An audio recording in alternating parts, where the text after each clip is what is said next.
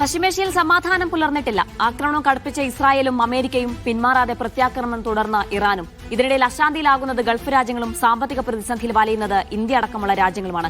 യുദ്ധം ഏപ്രിൽ മാസത്തിലേക്ക് നീണ്ടാൽ എണ്ണവില ബാരലിന് കുത്തനെ കൂടുമെന്ന മുന്നറിയിപ്പ് നൽകിയിരിക്കുകയാണ് സൗദി അരാംകോ.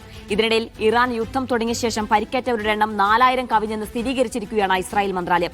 ഇതാദ്യമായാണ് ഇസ്രായേൽ ഇതിലൊരു സ്ഥിരീകരണം നൽകുന്നത്. അതേസമയം ഹോർമുസിന്റെ നിയന്ത്രണം ഏറ്റെടുക്കാൻ US നീക്കം തുടങ്ങിക്കഴിഞ്ഞു. MC നാസറുണ്ട് വിവരങ്ങൾ നൽകാനായി. നാസർ, ഏറ്റവും ഒടുവിൽ വരുന്നത് റിയാദിൽ ഇറാൻ നടത്തിയ ആക്രമണത്തിൽ പരിക്കേറ്റ ഒരു UP സ്വദേശി കൊല്ലപ്പെട്ടു എന്നുള്ളതാണ്. ബുധനാഴ്ച നടന്ന ആക്രമണത്തിലാണ് കൊല്ലപ്പെട്ടത്. ആദ്യം ഇതുമായി ബന്ധപ്പെട്ടുള്ള വിവരം എങ്ങനെയാണ്? ഒപ്പം തന്നെ നിലവിലെ സാഹചര്യം എങ്ങനെയാണ്?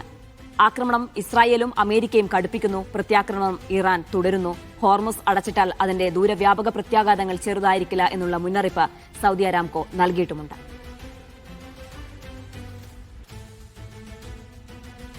ഒരു ഇന്ത്യക്കാരൻ കൊല്ലപ്പെട്ട വിവരം സ്ഥിരീകരിച്ചിരിക്കുന്നത് ബുധനാഴ്ച നടന്ന മിസൈൽ ആക്രമണം അത് പ്രതിരോധിച്ചപ്പോൾ അതിന്റെ ചീന്തുകൾ പതിച്ചാണ് ഈ UP സ്വദേശി കൊല്ലപ്പെട്ടതെന്നാണ് റിയാദിലെ ഇന്ത്യൻ എംബസി സ്ഥിരീകരിച്ചിരിക്കുന്നത്. ഇതാദ്യമായിട്ടാണ് ഒരു ഇന്ത്യക്കാരൻ ഈ ഒരു ആക്രമണത്തിന്റെ ഭാഗമായിട്ട് കൊല്ലപ്പെടുന്നത്. ഏതാണ്ട് UAE-യിൽ 8 പേരായിരുന്നു ഇതുവരെ കൊല്ലപ്പെട്ടത്. 100-ലധികം പേർക്ക് പരിക്കേൽക്കുന്ന ഒരു സാഹചര്യം കൂടി ഉണ്ടായിരുന്നു. എന്തായാലും ഗൾഫ് രാജ്യങ്ങളെ സംബന്ധിച്ചിടത്തോളം ഇന്നും വളരെ ചെറിയ തോതിലാണെങ്കിൽ പോലും ഡ്രോൺ മിസൈൽ ആക്രമണങ്ങളൊക്കെ ഉണ്ടായി. അതിനെല്ലാം വളരെ ശക്തമായി തന്നെ പ്രതിരോധിക്കാൻ സൗദി അറേബ്യ, ഖത്തർ, അതോടൊപ്പം തന്നെ കുവൈത്ത് ഉൾപ്പെടെയുള്ള രാജ്യങ്ങൾക്ക് സാധിച്ചിട്ടുണ്ട്. ഏതെങ്കിലും അർത്ഥത്തിലുള്ള ആളപായമോ ആർക്കെങ്കിലും പരിക്കേറ്റതായിട്ടുള്ള റിപ്പോർട്ടുകളോ ഇന്ന് ഗൾഫ് മേഖലയിൽ നിന്ന് പുറത്തു വന്നിട്ടില്ല. അതേസമയം ഇസ്രായേലിന് നേർക്ക് ഒരുപക്ഷെ ഈ 21 ദിവസത്തിനിടയിൽ ഏറ്റവും ശക്തമായിട്ടുള്ള ആക്രമണമാണ് ഇന്ന് നടന്നത്. ഏതാണ്ട് 10-ലധികം തവണയാണ് കൂട്ട മിസൈൽ ആക്രമണം തെല്ലബീവ്, ഹൈഫ, അതോടൊപ്പം തന്നെ അസ്ദോദ്, അസ്കലോൺ ഉൾപ്പെടെയുള്ള ഇസ്രായേൽ നഗരങ്ങളിൽ ലക്ഷ്യം വിട്ട് തൊടുത്തുവിട്ടത്. അധികവും വളരെ ശക്തമായിട്ടുള്ള പ്രകമ്പനം പല പ്രദേശങ്ങളിലും സൃഷ്ടിച്ചതായിട്ടും 150-നും 200-നും ഇടയിൽ ആളുകൾക്ക് ഇന്ന് മാത്രം ഈ മിസൈൽ ആക്രമണം മൂലം പരിക്കേറ്റതായിട്ടുള്ള റിപ്പോർട്ടുകളാണ് ഇസ്രായേൽ മാധ്യമങ്ങൾ നൽകുന്നത്.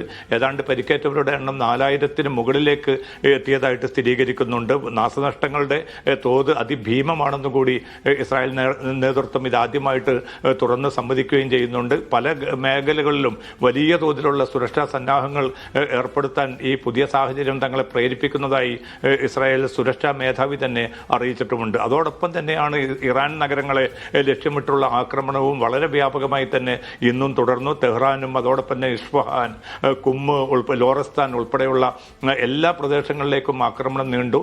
നിരവധി പോർവിമാനങ്ങൾ ഈ ആക്രമണങ്ങളിൽ ഭാഗവാക്കായെന്നാണ് അമേരിക്കയും ഇസ്രായേലും വ്യക്തമാക്കുന്നത്. അതോടൊപ്പം തന്നെയാണ് നേരത്തെ ജീന സൂചിപ്പിച്ചതുപോലെ മേഖലയിലെ ഈ സംഘർഷം കുറെ കൂടി അതിന്റെ വ്യാപ്തിയിലേക്കും സങ്കീർണതയിലേക്കും നീങ്ങുന്നതിന്റെ കൃത്യമായിട്ടുള്ള സൂചനകൾ കൂടിയാണ് പുറത്തു വരുന്നത്.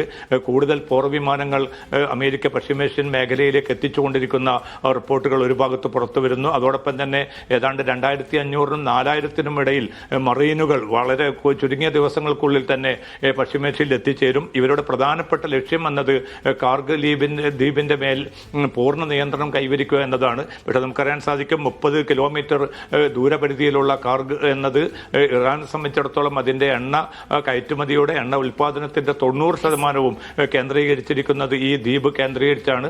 അവിടേക്കൊരു ആക്രമണമോ അധിനിവേശമോ കരയുദ്ധമോ ഉണ്ടാവുകയാണെങ്കിൽ അതിന്റെ തിരിച്ചടി ഭയാനകമായിരിക്കും. അല്പം മുമ്പ് ഇറാനിന്റെ പരമോന്നത ആത്മീയ നേതാവ് മുജ്തഫ ഖാംനയുടെ ഒരു പ്രസ്താവന പുറത്തു വന്നിട്ടുണ്ട്. നവവർഷ ഭാഗമായിട്ട് ജനങ്ങളെ അഭിസംബോധന ചെയ്തുകൊണ്ടാണ് ആ പ്രസ്താവന. അതിൽ വ്യക്തമാക്കുന്നത് ഏതെങ്കിലും അർത്ഥത്തിൽ ഇനി തങ്ങളുടെ ഊർജ്ജ കേന്ദ്രങ്ങൾക്കോ അടിസ്ഥാന സൗകര്യങ്ങൾക്കോ നേരെയോ ആക്രമണം ഉണ്ടാവുകയാണെങ്കിൽ തിരിച്ചടി ഭയാനകമായിരിക്കും. അതോടൊപ്പം തന്നെ ഇനി ഏതെങ്കിലും തരത്തിലുള്ള ആക്രമണം ഇറാന് നേരെ ഉണ്ടാവുകയാണെങ്കിൽ അതിന്റെ തിരിച്ചടി ഭയാനകമായിരിക്കും എന്നതിനാണ് പരമോന്നത നേതാവ് മുന്നറിയിപ്പ് നൽകിയിരിക്കുന്നത്. MC നാസറാണ് സമഗ്രമായ വിശദാംശങ്ങൾ നൽകിയത്.